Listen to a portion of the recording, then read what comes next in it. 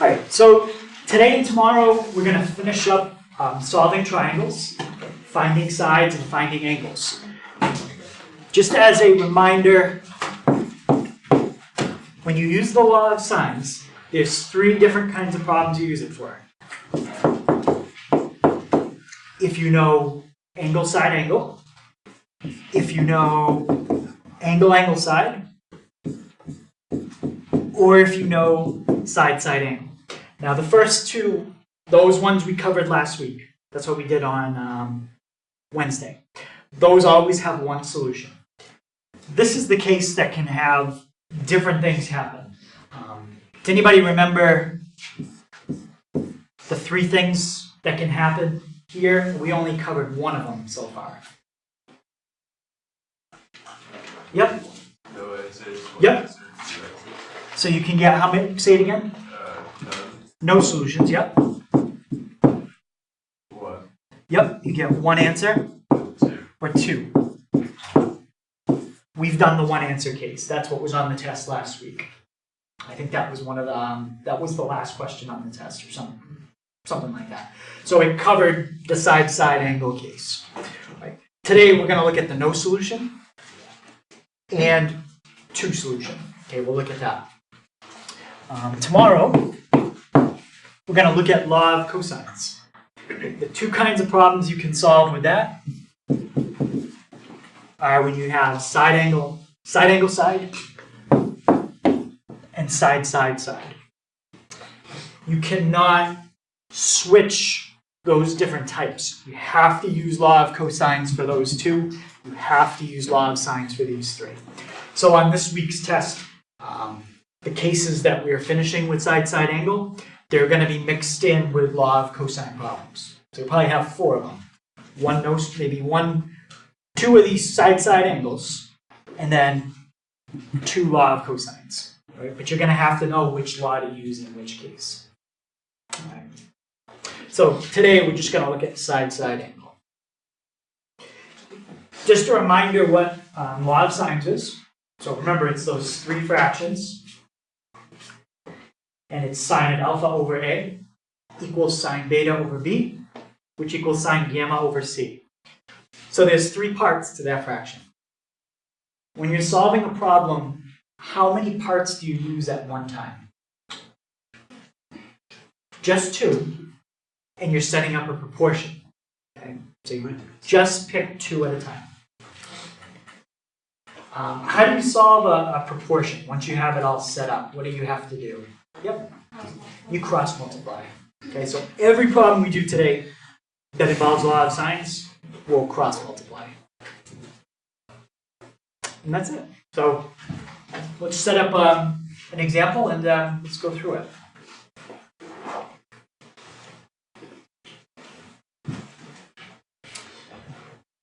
All right.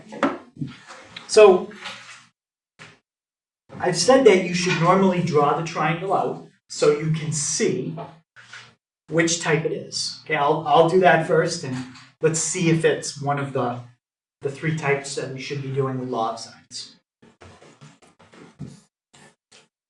Now, when I draw my triangle, I want to make sure that certain sides are across from certain angles. Does anyone remember which side we want across from which angles? Yep. Alpha across from A, beta across from B, and gamma across from C. Yes, just the way they're set up in that table. So if I put A here, put alpha across from it. Doesn't matter where you put A. You could have put it as the bottom side. Just make sure that you put alpha across from it. That's all.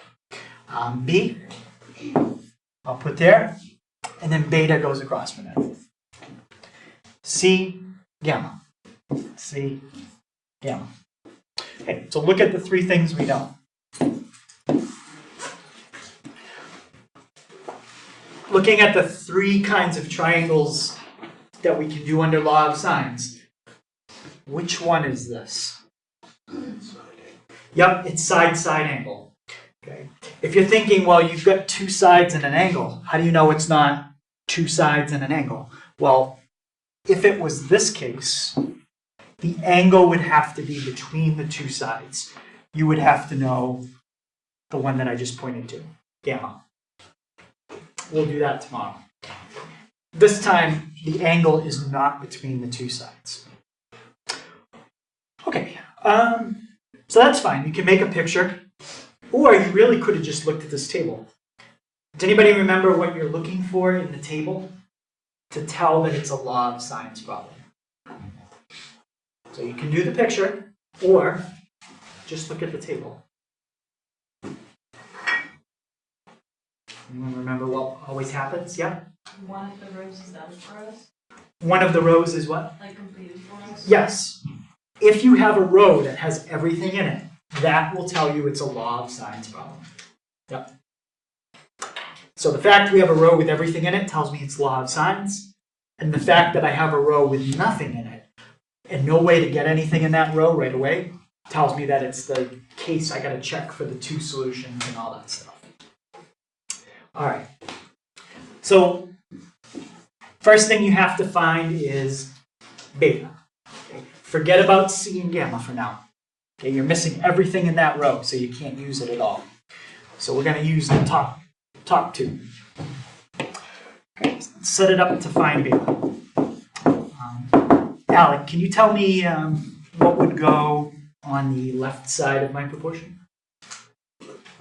It would be the sine of 35 degrees over 6. Yep. In fact, every proportion we set up in this problem, it's going to be sine of 35 over 6 on the left. Every time. All right, so sine 35 over 6 equals, Isabel, what would go on the right side? Sine of beta over 8. Sine beta over 8. Perfect. And I asked you guys earlier, how do we solve it? Jaden said we cross multiply, so let's do that. 8 sine 35 over 6 equals sine beta. So far, this is the same as what we did last week. There's nothing new that's happened. Okay? What's going to be new is whether this is a two-solution problem or no solution. All right. Rebecca, I want to get beta by itself, so I got to get rid of sine. What trig function cancels out sine? Inverse sine. Inverse sine, yep.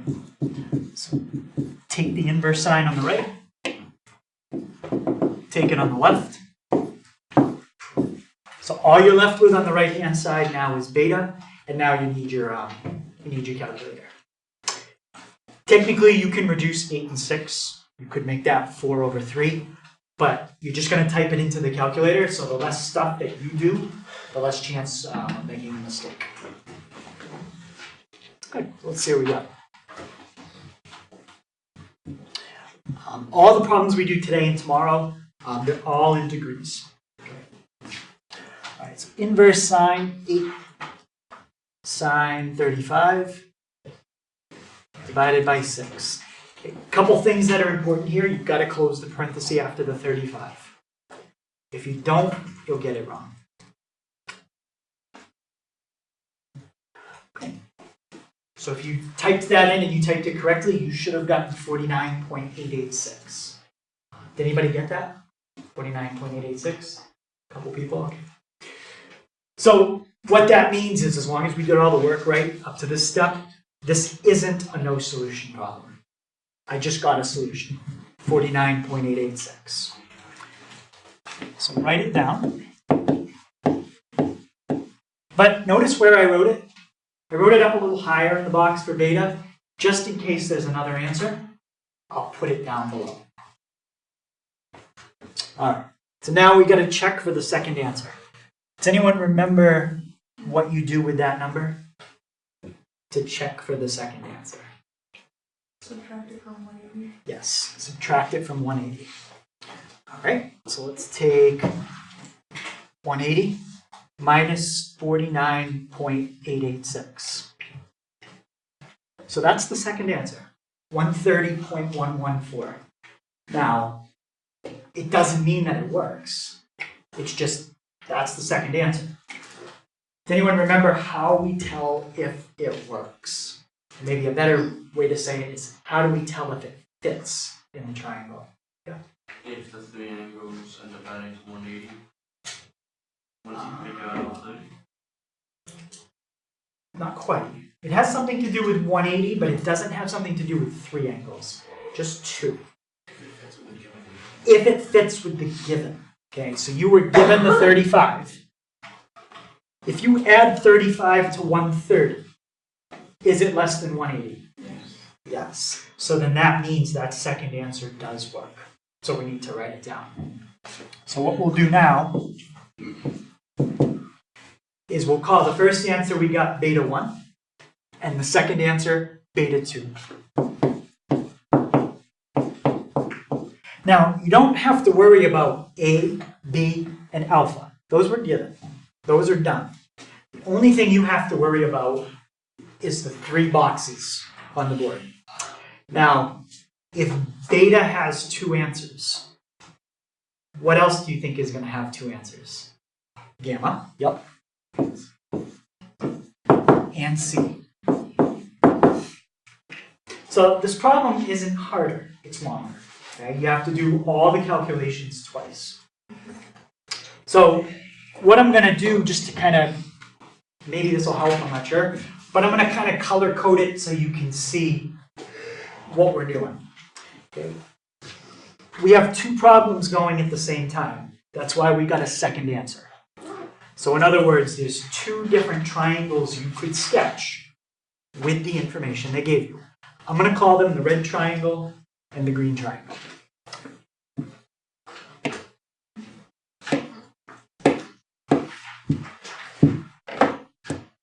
And I'm actually going to try to make a red dot.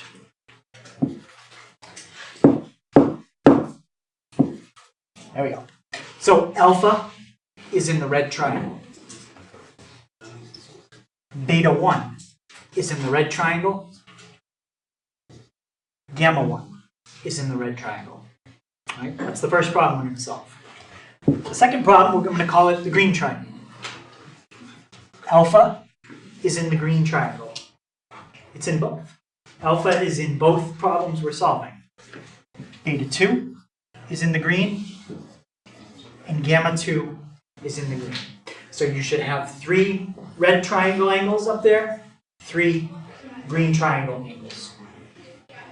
Okay? And same idea for the sides.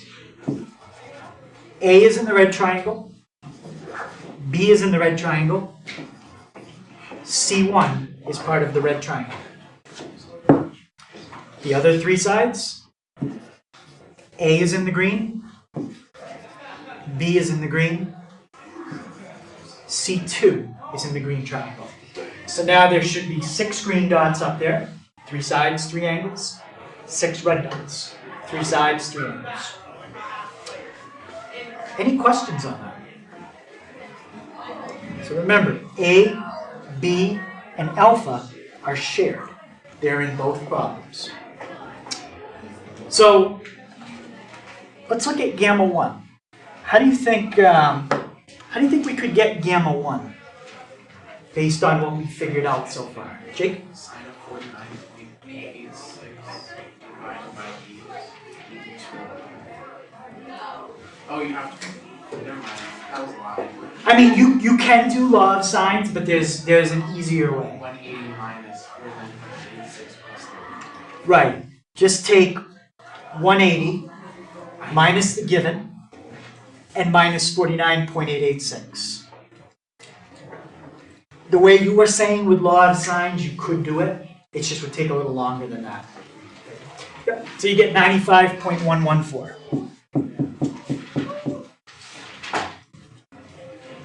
And that's gamma 1. Okay, gamma 2. Can someone else tell me how I would get gamma 2? Jade? You do the same thing, but with the other beta. Yep, the other beta. So 180 minus 35 minus 130, 114. And that gives me 14.886.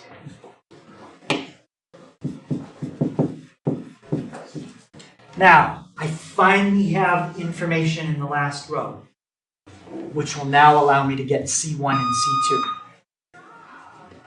Now, for C1 and C2, you do have to set up law of sines. Okay. Let's do C1 first.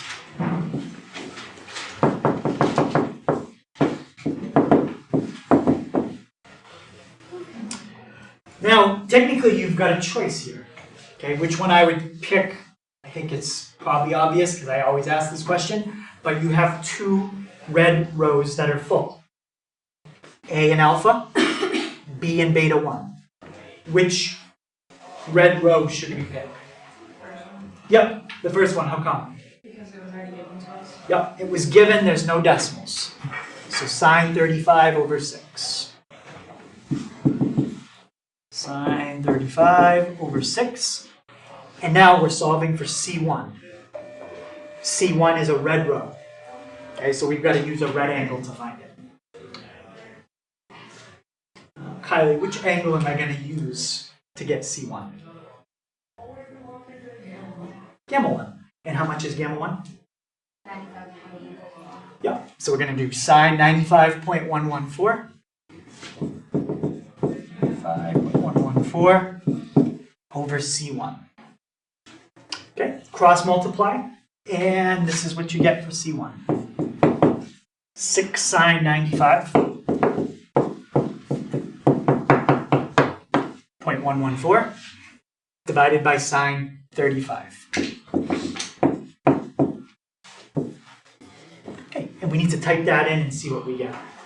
I'm going to set up our formula for C2, and then while I'm doing that, if somebody can type that in and see what you get for C1, we'll come back to it in a minute. Let's find C2. Okay. Now, to find C2, you've got the same choice. You have two green rows that are complete. A and alpha, B and beta 2. Morgan, which green row should I use?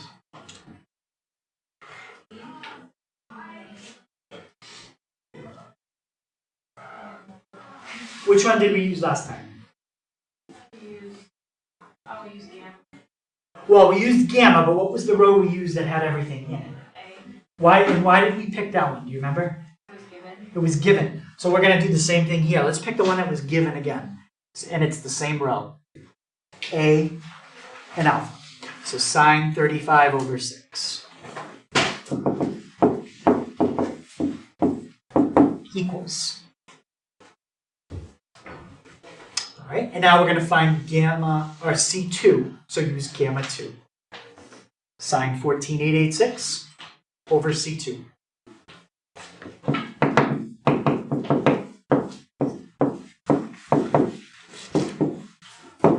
Okay, cross multiply, and then we're going to end up with pretty much the same thing here, except 95 is going to be 14.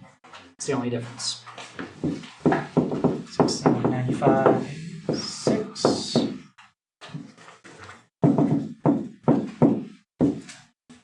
Okay, now I need those answers. Does anybody have the answer for C1? Jake? 7.3. 7 point. 3. Can you give it to me? 7.295. 295. Perfect.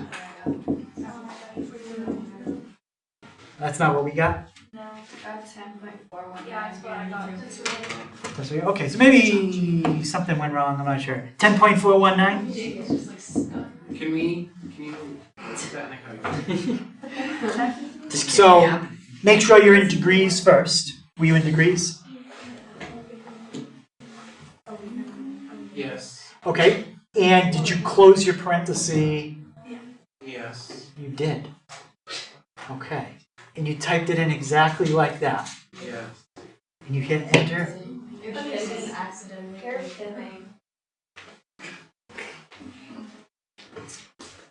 Oh no. I hit cosine and accident. Oh, you hit cosine. I did 6 sine and then I did cosine 35. Okay. So we're good. I got the session answer. Okay. We got Wait, so what's the first answer again? 10.419. And what about the second answer? 2.7 or 2.68. Are you sure? 0.687. Yeah, where you guys so much different. Sorry. 2.687. Okay, it sounds like Emily is confirming that rather sarcastically. 2.687. Okay. So this problem would be worth 6 problems on the test. There were 6 things we had to solve for. So as I said, the test has 19 questions or 19 answers. That would be 6 of them right there. So that one's worth a lot. So it's easy to fail. Well, I'm hoping this material, this is the easier stuff for the week. Finding the law of science stuff. So the easier material, I put more of that on the test than the harder Wait, so stuff. how many of like this were one full question? How This would many be worth are 6 there? questions. No, I'm saying There's like, 19 total, and that's 6 of them. but like how many of those are there? There'd be one of those, because, yeah, they take a while. So there'd be one like that. Okay? Any questions on that? So it just involves setting up law of sine really 3 times. Once for beta, once for C1, once for C2. You never have to set up law of sines for gamma and gamma 2. You can just add them up and subtract from 180. Okay? You're gonna say no, 2 to 1. Alright, let's try this one. This time without a sketch. How do I know if this is law of sines You have or complete law of row. cosines? Yeah. You have a complete row. I have a full row. Now, is there anything here that tells me whether or not I need to check for the second solution or the no solution? No. It's SSAs. Well, there's something you can look for in the table that tells you it's SSA. So not only is there a full row, but what else is there? There's an empty row. If there's a completely empty row, and there's no way to get anything in that row, it tells you it's the SSA, which is the one case that we have to check for all the extra stuff. So you never have to check for the extra stuff on anything else. What we've already done and what we're going to do tomorrow. This is the only one. Okay. So Megan, what do I have to find first? You can find row A. Okay, and what are you looking for in that row? I don't know the name of it. What's the name of that thing we have to find in row A? Because we already get the A. We need, what is it? Theta? Not theta. Alpha. Alpha. Okay, alpha. So alpha, beta, gamma. I know. Okay, so to find alpha, Nate, how do I set that up to find alpha? It's going to be the sine of 50 degrees over 1, Yep, good. or just sine of 50, Yep, is going to equal the sine of alpha over 2. so because it's over 1, you're not even really cross-multiplying. You're just multiplying each side by 2. And you get 2 sine 50 equals sine alpha.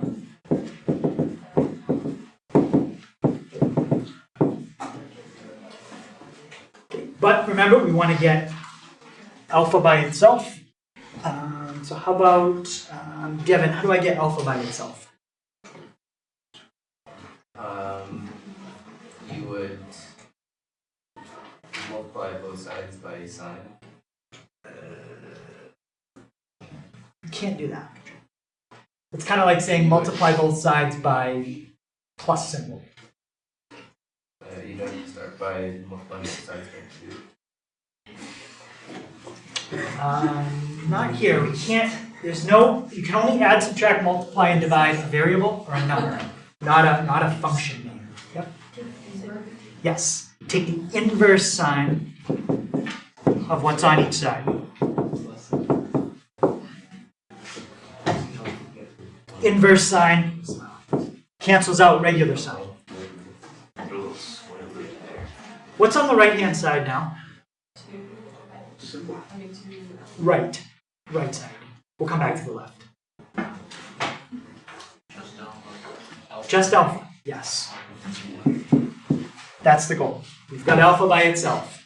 Now, let me just type that part in first. Just 2 sine 50. Now, before I type it in, if you graph sine, what's the highest that it goes? 1. 2 sine 50. That's 1.5. So what we're basically trying to do here is imagine a line at 1.5 in the graph of sine. You're trying to figure out where they cross. That doesn't tell. They don't. So when you type it in, the calculator is going to say error. Which means there's no solution. That means we're done. Yep. So if there's no solution for alpha, then you can't subtract it from 180 to get beta. So you can't get that one. There'll be one similar to that. And if there's no solution for beta, you can't get beta. So it's all or nothing. They either all have 2 solutions, they all have 1 solution, or they all have no solution. Okay. So, any question on that one? All right, so let me try to draw that, because we know that it can't be done. So what do you think is going to happen when I try to draw it? There's gonna be nothing. Well, there'll be something there, but It's gonna be You'll get 2 lines. How are you gonna have it green? I'm just kidding. I feel like it's just gonna be 2 lines. just 2 lines. All right, let's take a look. I was right. So what I've done earlier is I already sketched a 50-degree angle. Okay, so because I need that, so I've got that part sketched. I need a side that's 2 units long and 1 unit long. Okay, so 2 and 1. So what I'm going to do is, it doesn't matter if it's 2 inches, 2 feet, it doesn't matter. You just need one side that's 1 unit and 2 units. So let's call that 1 unit. Let's take and make a copy of it, put 2 of them together, and now that's 2 units. Let me group it together. I can't change those lengths. This one's 1 unit, that one's 2 units. Questions on that so far? Now, side A is the longer side. That's the 2 units, and side A is at a 50-degree angle. So what I need to do is set that at pretty close to a 50-degree angle. Let's go, that's pretty good, right? Now I can't turn that. I gotta keep that like that. Let's see, side C, that's the 1 unit side. That side is over here. Okay. So let's put side C over there. Now I want to be able to turn that. So the way I can turn it, and I don't know why it works, but it just does, is if I group it with something, then I can erase it. So now I can turn it any way I want. So there's side C. Now, side B, they didn't give me that. So you can make side B as long or as short as you want. But it has to stay horizontal because you can't change this angle. Right? So the 2 things you're allowed to do is you can change this angle up here, you can rotate that side, and you can change the length of the bottom side.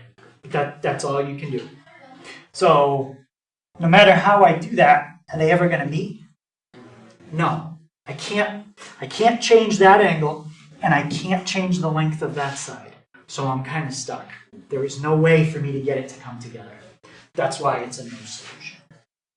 Okay.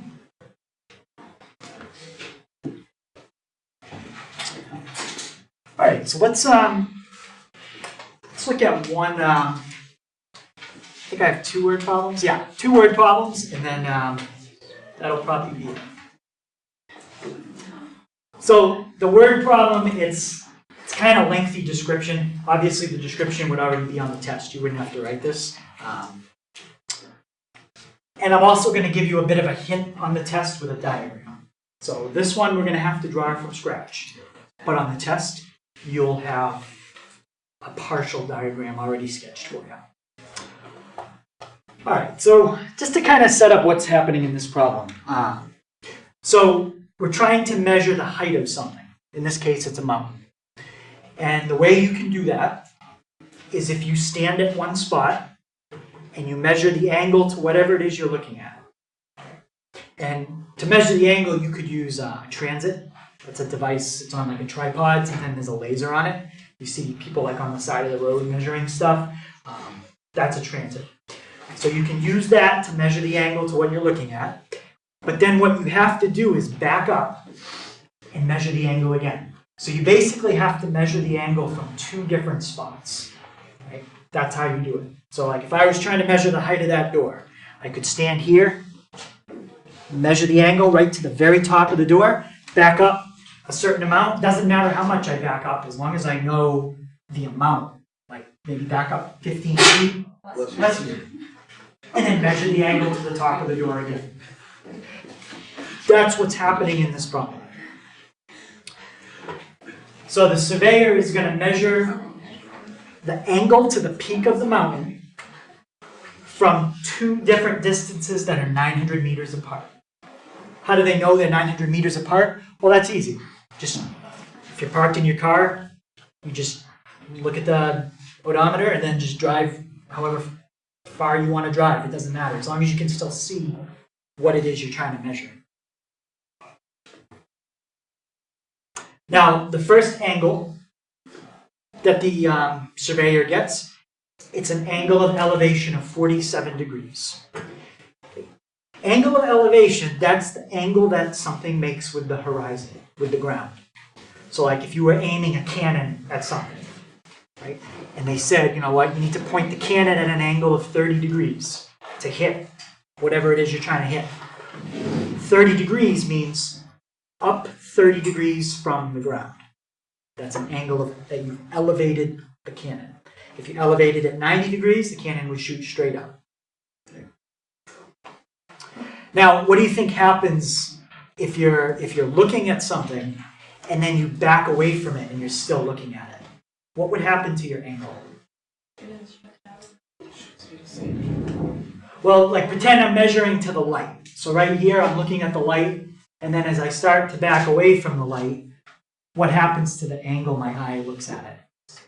It gets smaller, it goes down. It's kind of like if you had a screen in front of you, and you're sitting like right in front of the screen and it's above you, you might be looking up. But then if you back up, you don't have to look up as much, the angle comes down. So the second time the guy measures this angle, he gets 35 degrees. Now we're going to assume that the device that they're using to measure is level with the ground. That probably wouldn't happen. It would be on a tripod, so you'd actually have to add in like 5 feet to your answer, because the tripod would be off the ground about 5 or 6 feet. But I'm not worried about that. All right, so that's a lot of information. Best thing to do here is to try to make a sketch. Okay, what do you think one thing I'm going to need in my sketch is? Very important thing. Yeah? The distance. Okay, and the distance, what else? Need the distance. The angles are just going to kind of happen from the actual physical objects I put in the drawing. But what else, what other objects do I need in the drawing?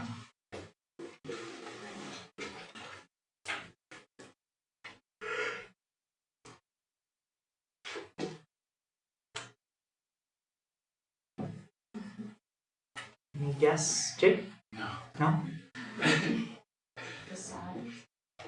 Sides of what? Like if we're drawing a triangle.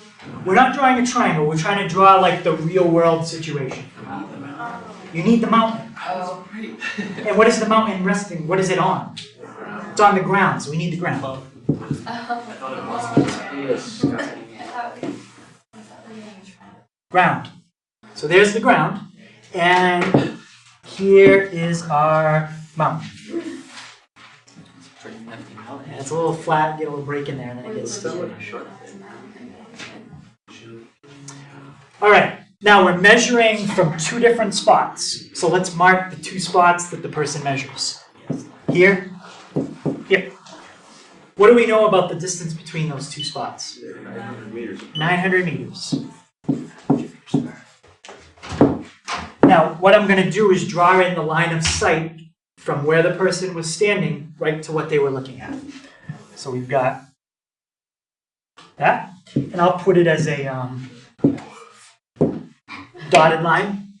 Okay, that just represents like a laser from the person's eye right to the top of the mountain. And let's do one more. Right there.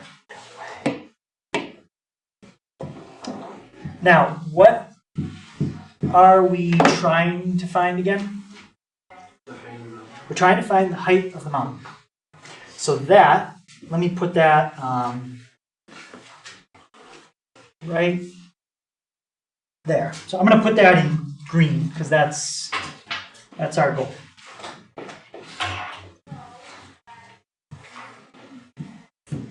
Okay, that's what we want to find, the height. To the very top of the mountain. So we've got a few triangles here. Let's fill in some angles. What did it say the first angle of elevation was? 47. So that's the angle from the ground to the dotted line if you were looking up at the mountain. 47. And what about the second angle? 95. 95? No. 35. All right. So let's look at the this triangle first.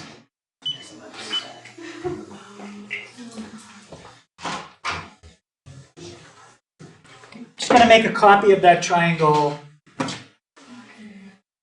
right there. So H is what I want to know. The 47, I know. Do I have enough information in that triangle to solve it? No. I know all the angles, but I could figure this last one out, but in order to use Sokotoa, you have to know a side. You've got to know at least one side.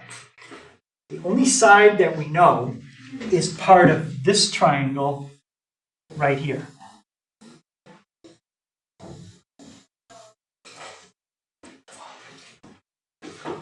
But what do the blue triangle and the red triangle have in common?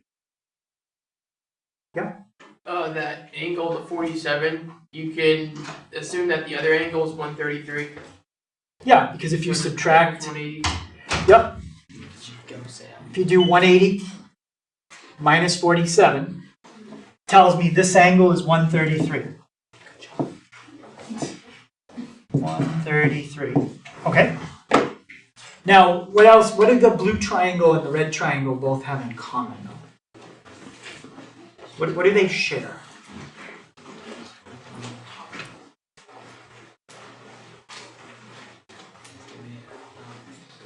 Yeah. A side. They share a side. Which side? That side, right there. So, if you can figure out the side that I just put a question mark on, then you will know the hypotenuse in that red triangle, then you can find the height. So you cannot get the height right away. You have to find the question mark first, because I only have enough information to work in the blue triangle. I don't have enough information for the red one. So, right now we've got an angle, a side, and an angle. What law does ASA fall under? It's law of sines, yep. Now, the only thing you need, though, to do law of sines is a full row. What that means in the picture is you know an angle, and you know a side across from it. In that blue triangle, do I know any angle and the side across from it right now? No, but I can figure it out. how can I get this third angle up here? Jade? 133 like plus 35, and then subtract both of those from 180. So we got 168, and when you subtract that from 180, you're left with 12. Now we have an angle and a side across from it. You've got a full row. So let's call this side X, which is X. Let's find X.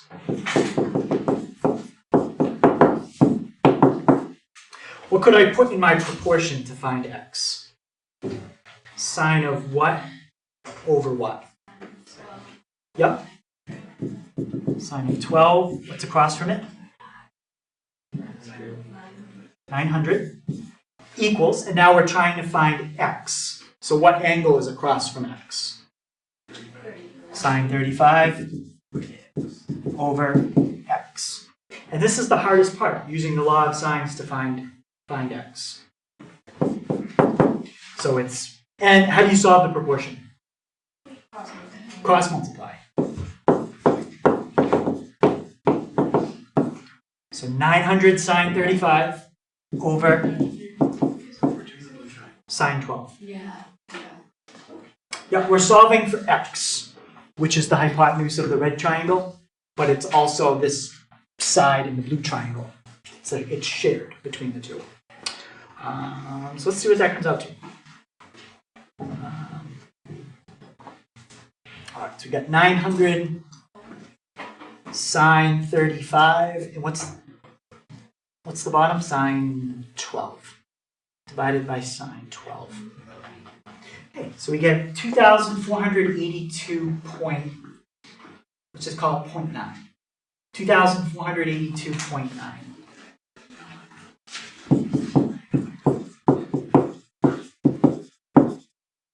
So is that the height of the mountain? No. That's this side, which is also the same as that side. But the key thing now is now we know one of the sides in the red triangle. Now you've got enough stuff to do it. So 2,482.9. 2,482.9. Okay. So look at the red triangle. Here's the angle you want to use. Here's the side you want to know. Here's the side you already know. What's the name of the side that we've labeled H if you were looking at it from the perspective of 47? Opposite. And what's the name of the side that's across from the 90? Oh, the opposite. Hypotenuse. There's your trig function. Which trig function involves opposite and hypotenuse? Sine. Yep. So the sine of, what do I plug in? 47. Yep. Equals what over what? Yep. 2,482.9. And last step to get H by itself. Well, it's already divided, so we want to undo that. Multiply, perfect. So 2482.9 times sine 47. And that will be the height of the mountain. 2482.9 times sine 47. So it's 1,815.9. We didn't really have a lot of accuracy in this one, but that's okay. 1815.9.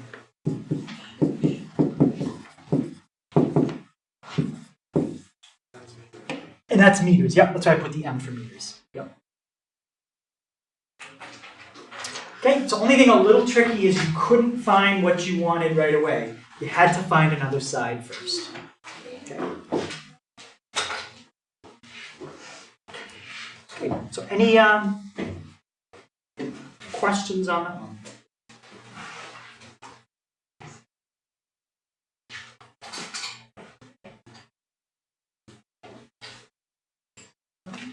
All right, let's look at one more word problem.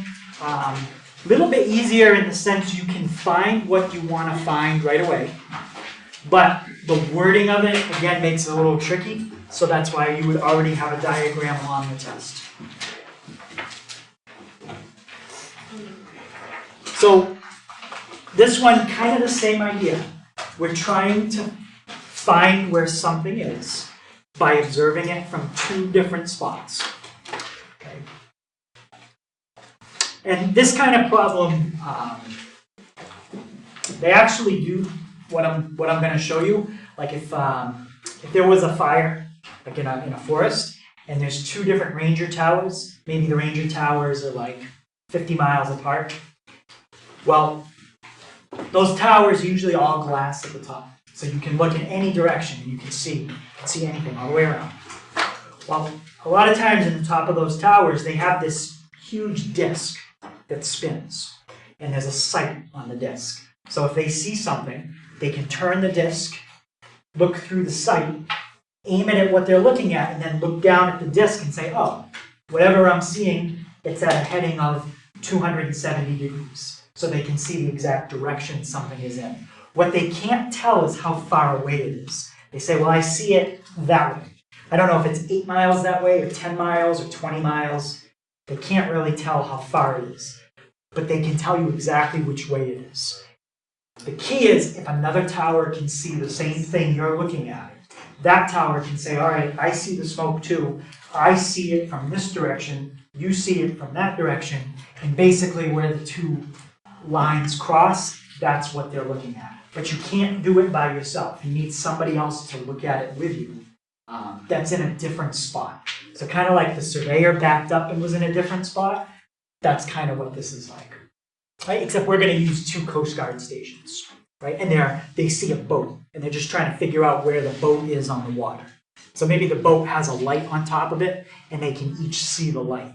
But the boat called in and they said, hey, our engines aren't working, and our GPS went offline, so we don't know exactly where we are, but our light's on. Can you see it? And the Coast Guard station can say, yeah, we see it. And they can figure out where they are.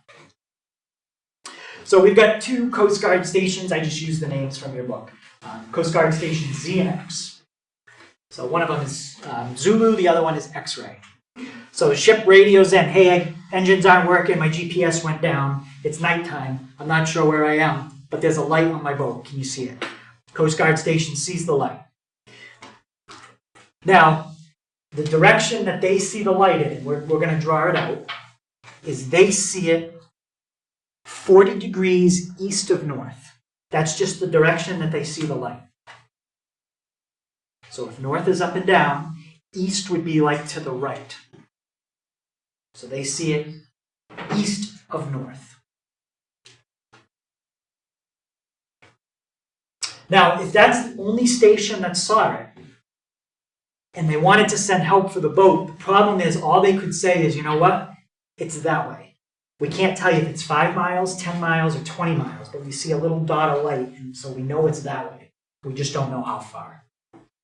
Well, how far it is could be kind of important, because maybe if you're sending a helicopter, maybe they only have enough fuel to go 100 miles out and 100 miles back.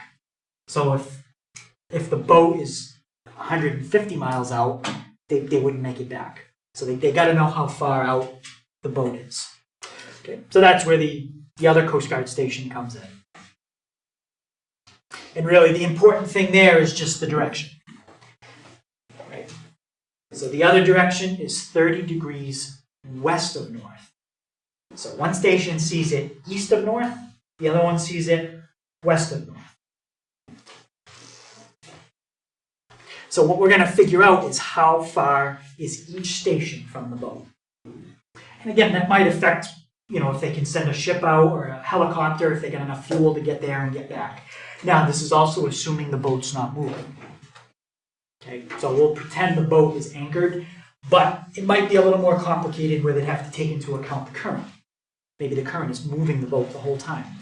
So, but we'll just kind of stick with what we got. Now, I think the wording can be a little confusing, but once we get the diagram, we can find what we want right away. You're not going to have to find something in a different triangle first. You can get exactly what you want right away. All right, so what do you think we should do with all this information that we did last time? Just to make it easier to kind of visualize. Yep. Kind of like plug the numbers. Do what? Pull the numbers out. Okay, so we're going to put all the numbers. Where are we going to put the numbers? In a... You can put them in like a table. Yeah, we'll put them in a diagram. Okay, word problem, you always want to make a diagram. Okay. So we've got 2 Coast Guard stations. I'll scroll back up in a second. Well, it's kind of straight. It doesn't matter. 1 Coast Guard station. Another Coast Guard station. It does matter which one is which. Zulu is to the west of X-ray. So west would mean which way? Left. So this is Z, this is X, and that's like the 2 spots where the surveyor was standing. It's basically exactly what we just did. Now, how far apart are the 2 stations? That was like our 900 meters in the last problem. So it's kind of the same thing. 120. Now, we've got a boat right there. So instead of looking at the top of a mountain, this time they're looking at a boat. And the boat is between the 2 stations. Before, our boat, or our mountain, in the last problem, was over here. It was past the stations. This time it's between them. How do I know it's between them? Well, because one station sees it from the west, and the other one sees it from the east. If they both saw it to the east, then that would mean it's past both of them. But if one's west and one's east, it means it's between them. Okay, so the directions are both from north. North is up and down. So let me put a line in that represents north. 1 for that station, and 1 for that station. Now, if you're wondering, shouldn't those lines be curved in just a little, just like a billionth of a degree, because north, all lines meet at north? Yes, they should be curved in just barely, but it's such a small amount it wouldn't affect this problem. Now, if the Coast Guard stations were 50,000 miles or something apart, then yes. But 120, it's not going to make a difference. All right. So, let's try drawing a nice straight line. There's the first line of sight, so you can pretend like that's your dotted line. And there's the second one. Okay, by drawing in those 2 kind of like lasers pointed right at the boat, what shape did I just make? Yep, just made a triangle. Now, what's the only thing I haven't used yet in the problem? I haven't used the angles. All right, so a ship sends the SOS, so they got a light, whatever it is, 40 degrees east of north. So if this is north, up and down, this first dotted line is 40 degrees to the east, which means that part right there would be how much? That's what I really care about. I care about the angle in the triangle, not really outside. So that's 50. Now the next one, 30 degrees west of north. Here's north. That's an angle that's 30 degrees to the west of north. So what's the angle on the inside? 60. And now we've drawn everything we need. We're done with the word problem. I'd rather just look at the triangle without anything else. If you want to leave all the other stuff, you can. Here's your triangle.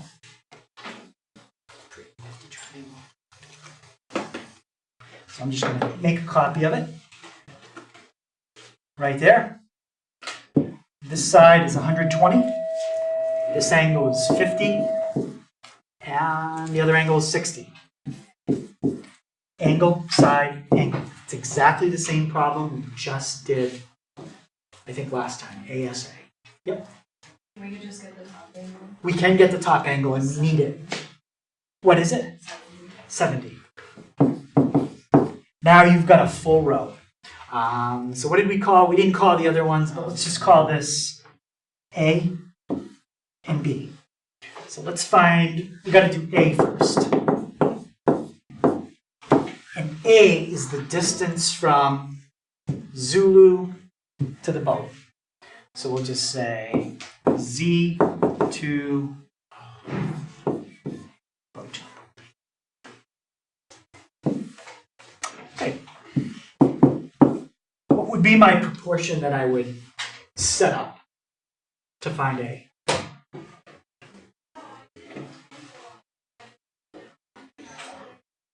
Sine over 7. I mean, sine of 70 over 120. Yep, perfect. Sine 70 over 120. In fact, that's going to be the proportion we use for the other one too. And Sine 60 over 8. sine 60 over A. Solve that for A, and you're good. Just cross multiply. Let's set it up to find B. So B, let's see, B is the side on the right. That's from X-ray to the boat.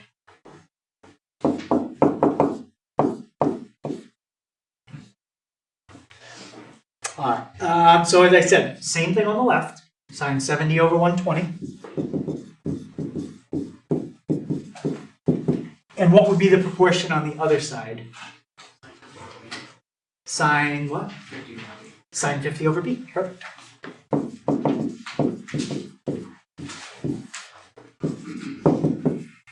And we get B.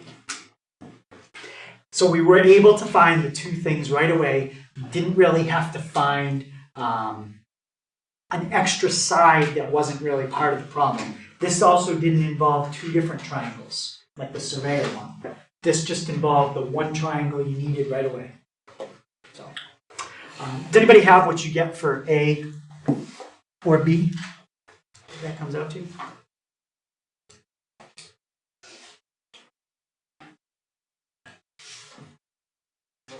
I got 110.6 for A. 110.6 for A. All right. And let's just look at B. Well, A is across from the 60, B is across from the 50. So should B be shorter or longer? Shorter. Should be shorter. So hopefully we get something shorter than 110.6. What'd you get? 97.8. Okay. And that's in miles.